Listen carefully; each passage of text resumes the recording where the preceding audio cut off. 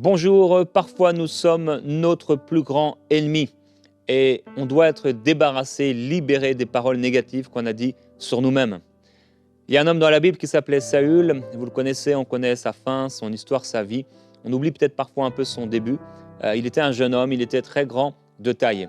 Et l'estime qu'il avait de lui-même n'était pas à la mesure de sa haute taille. Il était plus grand que tous apparemment, très grand, mais une très mauvaise estime de lui-même. On sait qu'à un moment, son père va perdre les ânesses vont être perdues, et il va aller à la recherche de ces ânesses et il va rencontrer le grand prophète Samuel, qui va lui dire « Ne t'inquiète pas de tes ânesses perdues, il y a aujourd'hui 3 jours, car elles sont retrouvées. À qui sera tout ce qu'il y a de précieux en Israël ?» Nous savons qu'en effet, il va devenir roi d'Israël. « N'est-ce pas à toi et à toute la maison de ton père ?» Saül répondit, parce qu'il ne savait pas la suite, nous on la connaît, elle est écrite. « Ne suis-je pas benjaminite, de l'une des plus petites tribus d'Israël? Mon clan n'est-il pas le plus petit de tous les clans des tribus de Benjamin? Pourquoi donc me parles-tu de la sorte ?» Il n'imaginait pas, il ne savait pas, il ne reconnaissait pas l'appel qui était sur sa vie. Samuel prit Saül et son serviteur, les fit entrer dans la salle et leur donna une place à la tête des invités, qui étaient environ 30 hommes. Samuel dit au cuisinier, « Serre la part que je t'ai donnée en te disant, mets-la de côté. » Le cuisinier préleva la cuisse et ce qui l'entoure, donc le plus gros morceau, le meilleur morceau, et il la plaça devant Saül. Et Samuel dit, « Voici ce qui a été réservé pour toi, mets-le devant toi et mange, car on l'a pour ainsi dire gardé pour toi au moment où j'ai invité le peuple. » Ainsi Saül mangea avec Samuel ce jour-là. Voilà un jeune homme avec une mauvaise estime de lui-même qui se retrouve devant le grand prophète Samuel. Et non seulement il se retrouve devant ce grand prophète, mais on prophétise, ce prophète prophétise une chose excellente, extraordinaire sur lui, et il se retrouve au banquet en train de manger avec le grand prophète Samuel, et non seulement en train de manger à la même table de ce prophète, mais ce prophète a mis de côté, non pas pour lui-même, mais pour Saül, la meilleure des parts, alors qu'il est à la tête de ce banquet et de ce repas. Mon frère, ma sœur, en un instant, ta situation peut changer et il y a parfois des paroles négatives que tu as dit comme Saül sur toi-même qui t'empêchent d'accepter les grâces de Dieu, qui t'empêchent d'entrer dans les promesses de Dieu, qui t'empêchent de croire en la parole de Dieu, qui t'empêchent de te tenir devant les grands, de te tenir à la tête du banquet, à la tête du repas, dans la position de leadership que le Seigneur veut te donner. Mais il n'y a rien d'impossible à Dieu. Qu'y a-t-il d'étonnant de la part de l'Éternel? Il est celui qui vient chercher les bergers, qui vient chercher les gens sur qui on n'aurait pas misé un seul dollar, un seul euro, un seul franc CFA. Et il est le Dieu de l'impossible. Il est le Dieu de gloire. Il est le Dieu extraordinaire qui nous appelle là où nous sommes, parce qu'il n'est pas question de nous, mais plutôt de sa grandeur en nous. Alors aujourd'hui, avec Omer, nous allons vous encourager à être libérés des paroles négatives sur vous-même. Au nom de Jésus-Christ, aujourd'hui, soyez libérés des paroles mauvaises que vous avez prononcées sur vous-même. Avec Omer, qu'on écoute maintenant. Alors oui, souvent nous pensons que les paroles négatives, c'est simplement ce que les autres disent. Et dans la première émission, pour ceux qui ne l'ont pas suivi, j'ai vraiment défini qu'est-ce qu'une parole, que Jésus dit encore une fois que les paroles que je vous ai dites sont esprit et vie. Nous avons découvert que les paroles, ce n'est pas simplement des mots, mais les paroles sont un véhicule qui transporte. Elles peuvent transporter une charge positive, une charge négative. Il y a des paroles, oui, qui peuvent venir de l'extérieur de nous, mais il y a des paroles que nous avons pris l'habitude de nous répéter. Proverbe chapitre 18, le verset 21 nous dit que la mort et la vie sont au pouvoir de la langue. Quiconque l'aime en mangera les fruits. Mais il y a un conseil qui nous est donné aussi dans le livre de Proverbes, chapitre 24, le verset 23. Chapitre 4, le verset 23. Plutôt, la Bible nous dit « Garde ton cœur plus que toute autre chose, car de lui viennent les sources de la vie. » Et peut-être aujourd'hui, vous êtes en train de nous écouter, vous vous rendez compte, juste à l'entrée d'émission, que vous avez l'habitude de vous répéter des paroles négatives. Il y a une sorte de paroles négatives que nous nous répétons. Eh bien, exemple, je ne réussirai pas. Vous voyez, ce sont des paroles que vous avez pris l'habitude de vous répéter. Je veux perdre mon emploi. voyez, je veux mourir. Voilà, que vous répétez. Moi, je sens que je ne vais pas vivre longtemps, je vais mourir. Et c'est des paroles que vous avez pris l'habitude de vous répéter. Et il serait étonnant si on s'enregistrerait au courant d'une année et qu'on pouvait, par un appareil qui existerait, extraire les paroles que nous disons, que nous répétons parfois sous la colère, quand les choses vont mal, que nous nous répétons. Il serait étonnant de voir combien de choses nous confessons. Et les premiers prophètes de notre vie, c'est nous-mêmes. Et lorsque nous nous répétons ces choses, eh bien, ces choses finissent par nous mettre dans une prison, finissent par arriver dans notre vie. Pourquoi? Parce que la vie et la mort sont au pouvoir de la langue. Votre langue est un instrument que Dieu vous a donné. C'est votre bras spirituel pour transformer la réalité. Ce que tu confesses, c'est ce qui va arriver. Il y a cette histoire ici, encore une fois, dans 1 Roi, chapitre 17, le verset 18. Cette femme pour qui le prophète Élie avait prié et cette femme avait reçu un enfant. Et cet enfant, eh bien, à un moment donné, l'enfant est mort. Et nous lisons 1 Roi 17, le verset 18. La Bible nous dit, quand cette femme a vu que l'enfant est morte, la Bible nous dit que cette femme dit alors à Élie, « Qu'y a-t-il entre moi et toi? Es-tu venu chez moi me rappeler le souvenir de mon iniquité et pour faire mourir mon enfant ?» On réalise ici par ce qu'elle dit, eh bien, ce qu'elle avait l'habitude de dire. Mon péché n'est pas pardonné, je ne mérite pas la bénédiction, mon enfant peut mourir. Il y a beaucoup de gens qui se répètent ça, je ne mérite pas la voiture, je ne mérite pas mon mariage, je ne mérite pas mes enfants, je ne mérite pas la promotion, je ne mérite pas la bénédiction. Votre problème, ce n'est pas le diable, c'est que vous êtes constamment négatif sur votre propre vie et Dieu aimerait aujourd'hui changer votre langage pour que votre vie change. Dieu aimerait aujourd'hui changer votre langage pour vous donner un avenir meilleur. Voilà pourquoi dans le livre de Lamentations, alors que Jérusalem est prise d'assaut, alors que Jérusalem est en train de s'écrouler, eh bien le prophète dit, voici ce que je veux repasser dans mon cœur. C'est que les bontés de l'Éternel ne sont pas à leur terme, ses compassions se renouvellent chaque matin, grande est ta fidélité. Comment pouvait-il proclamer la grandeur de Dieu, la fidélité, les compassions de Dieu au travers des ruines de Jérusalem? Parce que le prophète avait compris qu'en proclamant ces choses, il les appelait à l'existence. Et j'aimerais vous inviter aujourd'hui à ce que nous puissions, avec vous, prier pour appeler à l'existence dans votre vie ce qui n'existe pas. J'aimerais vous inviter aujourd'hui à ce que dans la prière, nous puissions déraciner ces paroles négatives, annuler ces paroles négatives. Qui t'a dit que tu ne te marieras pas? Qui t'a dit que tu n'auras pas d'enfant? Ce n'est pas Dieu qui te l'a dit, c'est toi-même qui n'arrêtes pas de te le répéter. Ce qui est arrivé aux autres ne veut pas dire que cela va se répéter pour toi. Et à force de répéter ces choses, eh bien, tu deviens le prophète de ta vie. Alors que le prophète voit Jérusalem tomber, rappelez-vous, il ne dit pas ce qu'il voit, il dit ce qu'il veut. Si tu veux voir le changement dans ta vie, tu dois déclarer ce que tu veux voir arriver et non ce qui est devant toi et non la réalité de tes circonstances. C'est ce que je voudrais t'inviter à faire aujourd'hui. Et une des façons de les faire, j'aimerais t'indiquer 4 choses que tu dois faire pour pouvoir y arriver.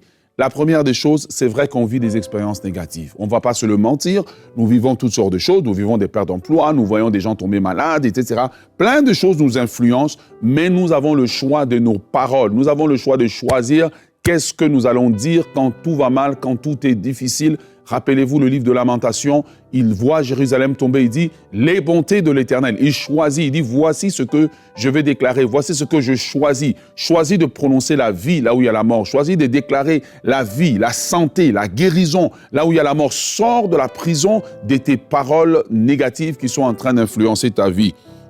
Numéro 1, si tu veux voir le changement de ta vie, numéro 1, eh bien tu dois guérir d'un passé négatif en changeant ton langage. Pourquoi? Parce que souvent nous avons vécu quelque chose et nous nous sommes arrêtés. C'est comme un film qui joue à la télévision, puis on a appuyé sur pause.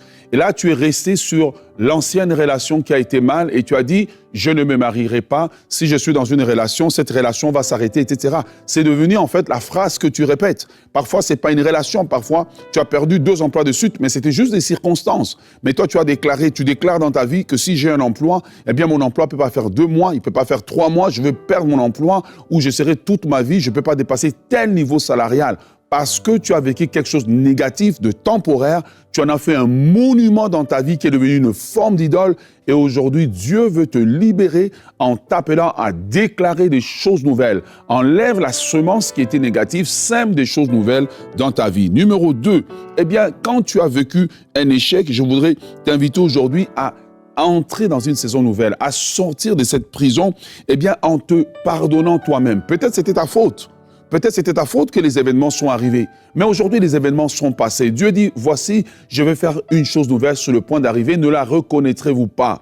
Et pour que Dieu puisse faire ces choses, Dieu a besoin que tu collabores avec lui. Tu dois te pardonner de la faute que tu as commise, de l'erreur que tu as commise. Non seulement tu dois pardonner aux autres, parfois c'est plus facile de pardonner aux autres que de se pardonner soi-même. Pardonne-toi de la faute que tu as commise, relève-toi et va de l'avant. Et on voit dans l'histoire de cette femme que Dieu l'avait pardonnée et Dieu lui a donné un enfant. Oui, elle avait commis son iniquité, Dieu l'a pardonné, mais à un moment donné, quand quelque chose de négatif lui arrive, au lieu de déclarer que le même Dieu qui m'a donné cet enfant, le même Dieu qui m'a donné cet enfant est capable de ressusciter cet enfant, elle retourne directement dans sa faute et elle dit « Oh, es-tu venu me rappeler le souvenir de ma faute ?»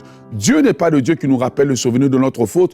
Tu dois te pardonner pour que ton langage change. Tu n'es pas sous la condamnation de Dieu, tu es sous le pardon de Dieu. Numéro 3, tu dois aussi pardonner à ceux qui t'ont offensé, ceux qui t'ont abusé, ceux qui ont pris avantage de toi. Oui, ces personnes l'ont fait, mais tu dois les pardonner pour que ton langage change, pour que Dieu mette autour de toi des personnes nouvelles et déclare que Dieu envoie des personnes nouvelles qui vont parler positivement dans ma vie. À un moment donné, dans ma vie, je vivais des choses, j'avais plein de gens autour de moi qui ne m'aimaient pas. J'avais quasiment tout le monde qui ne m'aimait pas. Les gens étaient en train de parler toujours négativement de moi.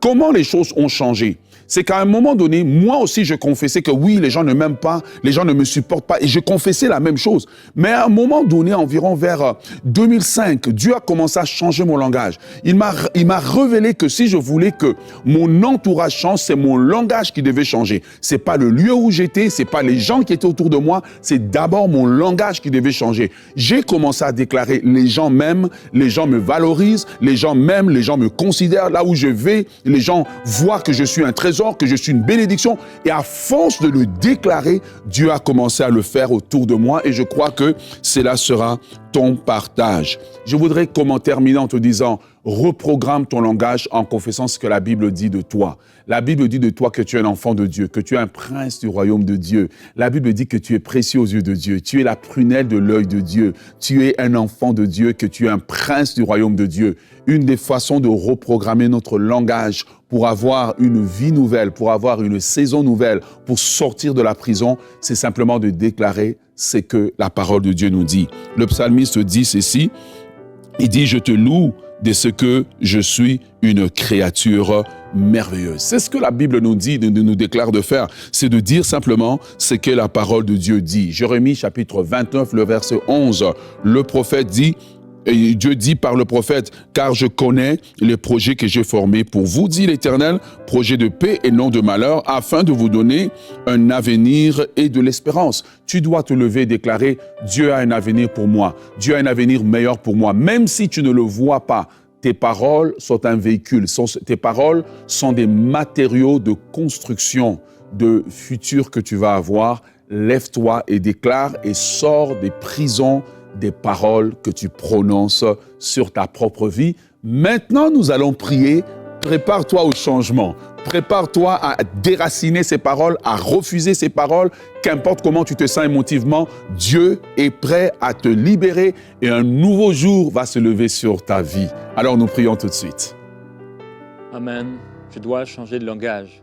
Déclare avec moi, je dois changer de langage. Seigneur, on doit changer de langage. Aide-nous à avoir ton langage, aide-nous à avoir ta pensée, aide-nous à avoir tes paroles. Oh yes. Père, montre-nous l'importance d'avoir le langage de Dieu. Oh yes. Montre-nous l'importance d'avoir tes paroles et tes mots dans nos bouches. Oh yes. Remplis nos bouches et nos oui, cœurs, Seigneur. remplis nos pensées de ta parole. Oh oui, Seigneur. Remplis-nous de ta vérité, Seigneur. Oh oui, Permets-nous Seigneur. de ne pas simplement être là, passif, Oh, mais de Seigneur. pouvoir déclarer, proclamer ta parole Oui, dans nos situations, dans les situations de nos vies. oui. Seigneur, si souvent on est là et on est accablé, on se soumet simplement à toute parole qui vient, à toute pensée qui vient, et on ne prend pas notre position, on ne se positionne pas dans la foi pour déclarer ta parole. Mais aujourd'hui, nous voulons recevoir ta parole qui peut sauver notre âme, ta parole qui peut délivrer notre âme, ta parole qui peut remplir nos bouches, nos cœurs et produire un futur merveilleux, produire un changement. En cette année 2024, nous choisissons ta parole. En cette année 2024, nous déclarons que nous sommes remplis de la parole de Dieu et nous refusons et nous rejetons toute parole négative que nous aurions eue sur nous-mêmes. Nous réduisons à rien ces paroles et nous renonçons à ces paroles. Nous renonçons aux paroles de malédiction que nous avons déclarées sur nous-mêmes. Nous renonçons aux mensonges que nous avons dits sur nous-mêmes et nous les délions maintenant dans le nom de Jésus-Christ. Seigneur, nous sommes devant toi et nous reconnaissons, Seigneur, que nous avons semé. Semé dans nos vies des paroles, semé dans nos vies des paroles négatives, semé dans nos vies des paroles que nous avons répétées. Et Seigneur, nous ne connaissions pas l'importance de ces paroles. Et j'aimerais que là où tu es, tu pries avec moi. Et dis, Seigneur, j'ai semé dans ma vie des paroles, j'ai répété des choses dont je ne connaissais pas l'importance. Je n'ai pas considéré l'importance de ces paroles. Et aujourd'hui, tu es là en train de rêver tout le temps que tu es en train de mourir alors que c'est toi qui as invité l'esprit de mort en déclarant tout le temps, je vais mourir, je vais avoir une crise cardiaque, etc. Et aujourd'hui, cet esprit de mort s'est attaché à toi. Mais alors que tu es en train de te repentir et de renoncer à ces paroles de mort, l'esprit de mort n'a plus un endroit où s'attacher à toi.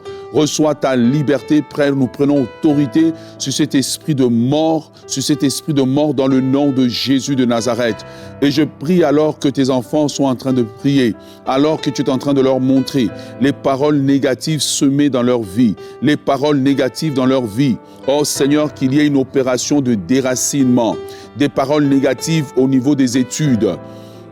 Quelqu'un qui répète tout le temps qu'il est bête, qu'il ne réussira pas. Montre-lui, Seigneur, que c'est toi qui as donné l'intelligence à Daniel. C'est toi qui as donné l'intelligence de créer toutes sortes d'inventions à Oliab et à Betsaël. Tu es le Dieu qui a donné l'intelligence. Alors que cette personne-là répète ses paroles, elle arrive en classe, elle ne comprend rien, elle oublie tout. Ta mémoire est restaurée, ton intelligence est restaurée par la puissance du nom de Jésus de Nazareth, Dieu qui a accordé l'intelligence à Daniel. Alors que tu es en train de renoncer à ces paroles, au nom de Jésus, reçois maintenant l'intelligence divine dans le nom de Jésus. Seigneur, nous prions pour ceux qui ont prononcé des paroles négatives, qui prononcent des paroles négatives sur leur mariage. Alors que oui, le mariage passe par une saison difficile. Ils se sont mis intérieurement à juste prononcer ces paroles, que ça ne vaut pas la peine d'investir, que ce mariage ne marchera pas. Ah Seigneur, dans le nom puissant de Jésus, toi qui fais marcher les paralytiques, alors qu'ils sont en train de se repentir, Seigneur, qu'il y ait une grâce qui leur soit accordée, une grâce qui leur soit accordée. Que ces paroles soient déracinées par la puissance du nom de Jésus et que, Seigneur, leur mariage reçoive la touche divine, et que toute porte qui était ouverte à l'ennemi, pour que l'ennemi rentre dans leur mariage, que ces portes soient fermées par la puissance du sang du Saint-Esprit, par la puissance du sang de Jésus-Christ de Nazareth. Nous voulons, Seigneur, te demander, entre, Seigneur, restaure ces mariages où les gens ont dit, ça vaut pas la peine, je vais jeter l'éponge, il faut se séparer. Seigneur Dieu, tu es le Dieu de la réconciliation, manifeste ta grâce. Alléluia.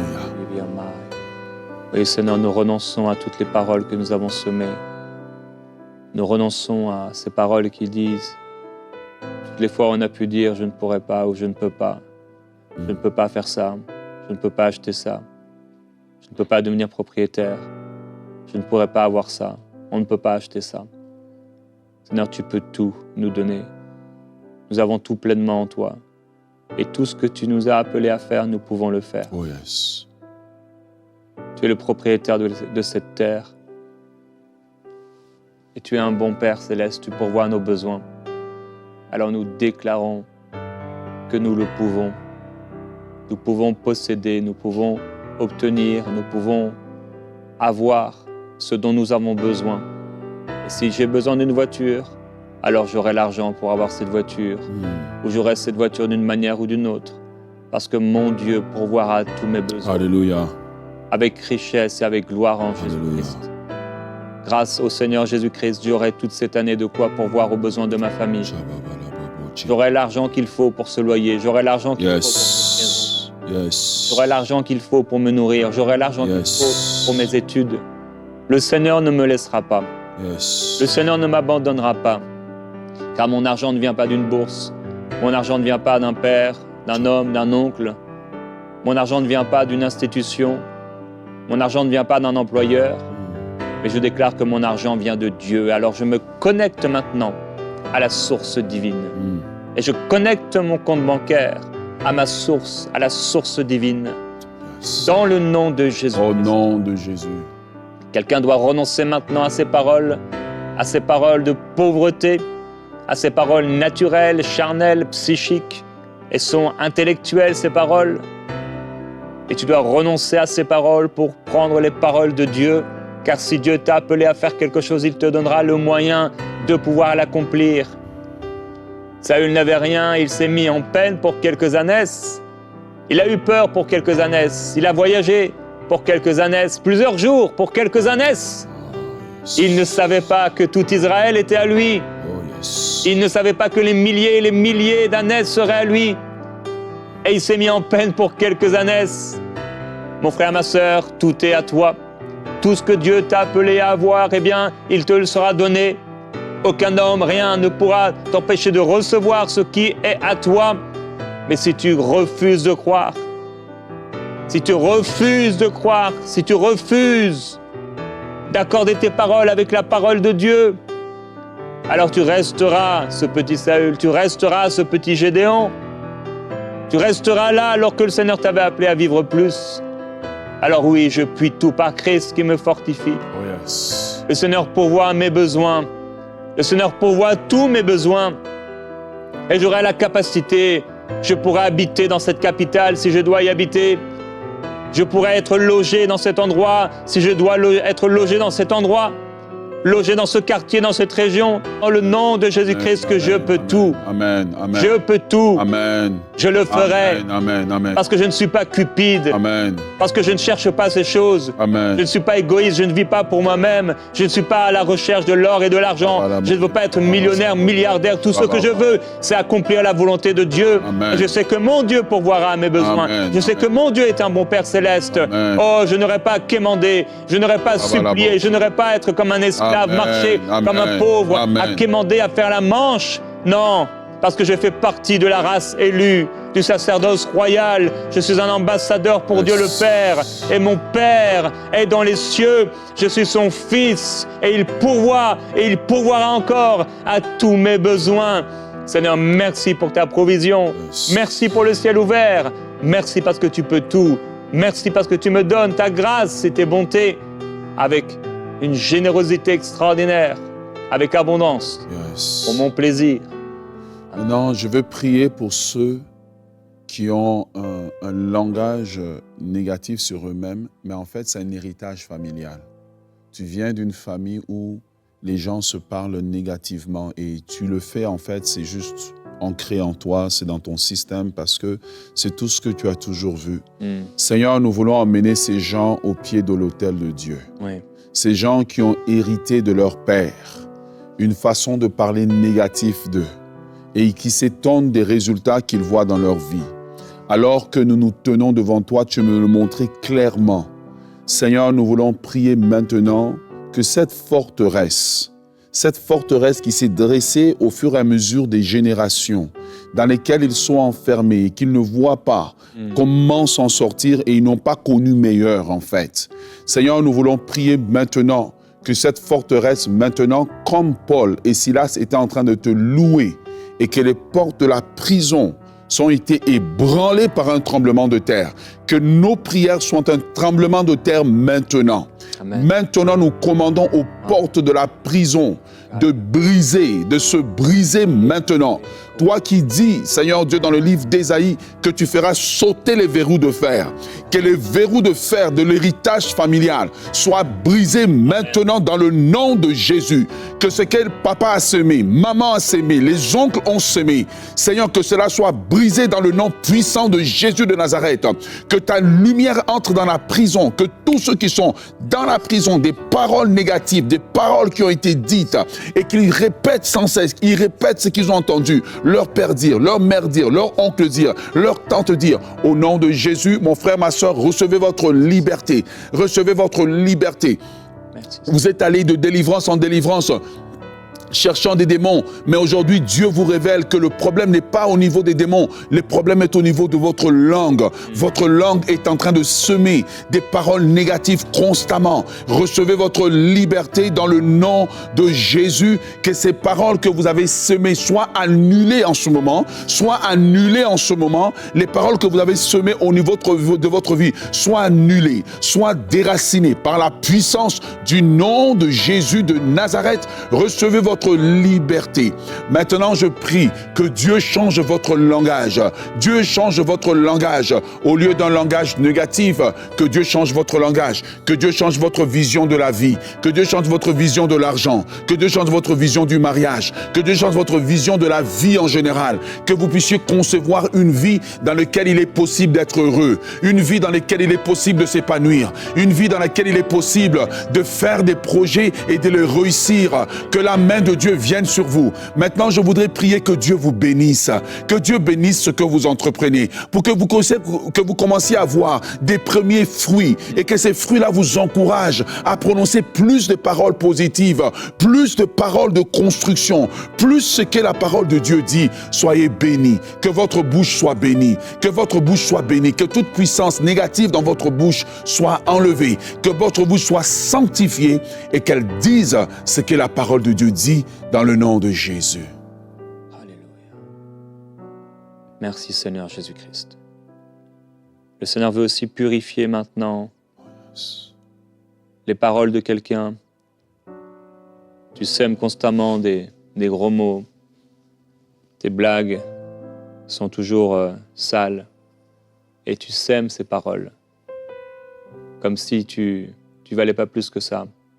Et tu répètes en effet les paroles et c'était une façon de parler dans ta famille. Tu parlais comme ça et ce que tu dis, c'est moche. Sois purifié dans le nom de Jésus-Christ maintenant de ces paroles. Sois purifié de ces paroles négatives. Tu n'es pas comme cela. Tu es pur. Tu es saint pour le Seigneur. Tu es un vase pur pour Dieu. Et nous déclarons dans le nom de Jésus-Christ qu'à partir d'aujourd'hui, tu ne réussis plus à faire cela. Tu ne réussis plus à agir ainsi. Tu ne réussis plus à penser comme cela, à parler comme cela. Mais il se passe quelque chose au plus profond de ton âme qui change ton regard sur toi-même et qui t'empêche de parler ainsi. Car le Seigneur te place comme un roi, comme une reine dans son royaume, avec un langage nouveau. Seigneur, fais-le. Donne-lui ce langage nouveau, s'il te plaît. Au nom de Jésus-Christ, pour ta gloire, afin que de la même source ne sorte pas de l'eau salée amère et de l'eau douce, au nom de Jésus-Christ. Mais une parole qui édifie. Yes. Amen. Seigneur, maintenant à tous ceux qui sont venus et qui ont prié et qui reçoivent ce que nous sommes en train de faire. Ô Dieu, envoie juste un vent de purification de leur langue. Que toute parole de condamnation que l'ennemi a mise sur eux, toute accusation que l'ennemi mène contre eux à cause de leurs propres paroles, soit annulée. Que nous recevions des témoignages des changements qui sont arrivés dans le nom de Jésus de Nazareth. Dans les Saintes Écritures, Dieu déclare que le Messie viendrait pour être le sauveur du monde. La vie de Jésus prouve qu'il est bien celui dont les prophètes avaient parlé. Ésaïe a prophétisé que la Vierge deviendrait enceinte et qu'elle enfanterait un fils. Des siècles plus tard, la naissance de Jésus accomplissait cette prophétie.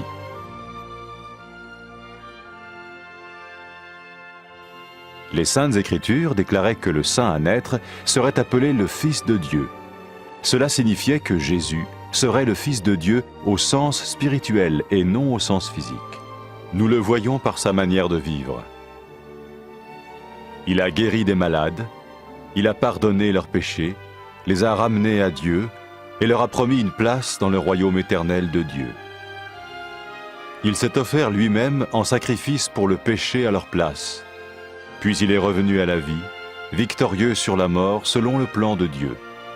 Jésus a dit « Personne ne me prend la vie, mais je la donne de ma propre volonté. »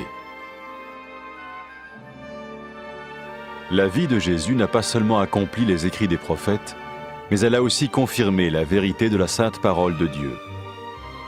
Les prophètes avaient écrit « Ta parole, ô mon Dieu, est parfaite, elle dure à toujours. » Jésus lui-même a dit « Le ciel et la terre disparaîtront, tandis que mes paroles ne disparaîtront jamais. » Jésus est venu pour nous donner la vie dans toute sa plénitude. Et quand l'homme a désobéi à Dieu dans le jardin d'Éden, il a choisi sa propre voie et ses actions l'ont séparé du Créateur.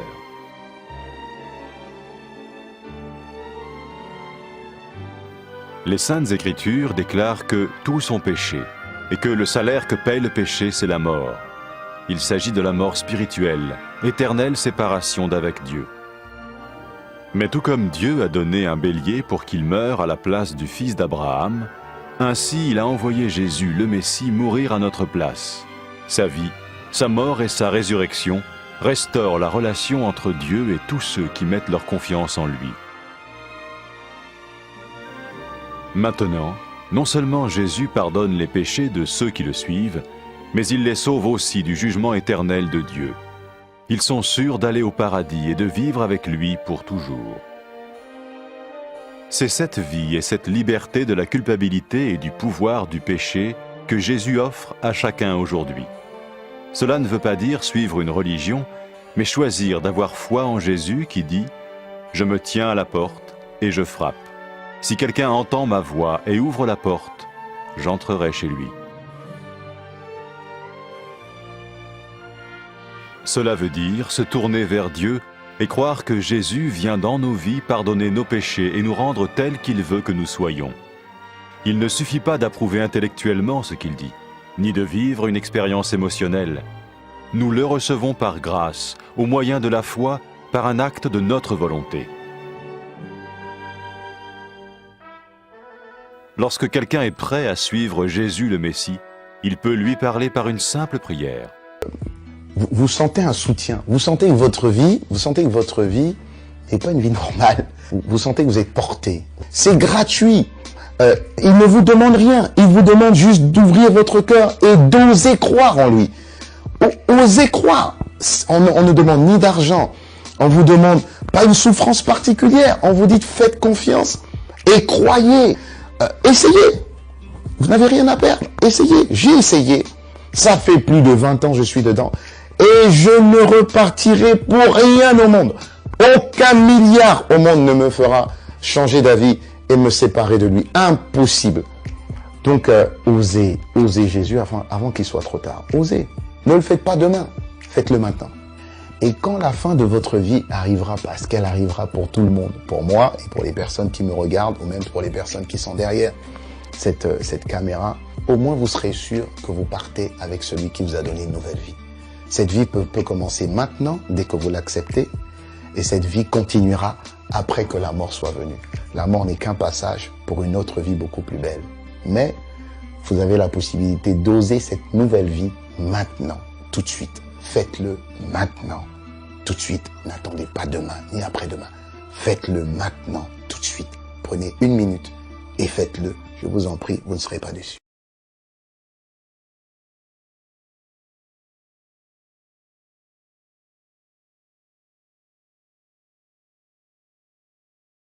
Après avoir écouté ce message, si vous avez décidé de donner votre vie au Seigneur Jésus-Christ, faites cette prière avec l'homme de Dieu. Mon Dieu, je viens devant toi, tel que je suis. Je confesse Jésus-Christ comme mon Sauveur et mon Seigneur.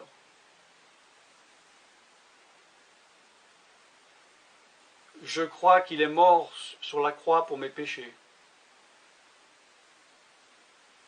qu'il a porté ma condamnation. Il a porté mes péchés et mes maladies. Que Jésus-Christ est le Roi des rois et le Seigneur des seigneurs. Qu'il est le Fils de Dieu. Qu'il est maintenant ressuscité et assis à la droite du Père. Et il prie maintenant pour moi. Je me suis détourné de mes péchés et je veux obéir à ta parole.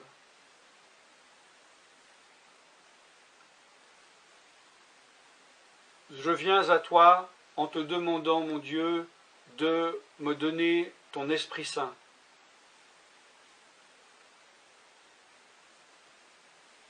Remplis-moi de ton Esprit, afin que tu ne sois plus à l'extérieur de moi, mais que tu viennes habiter en moi.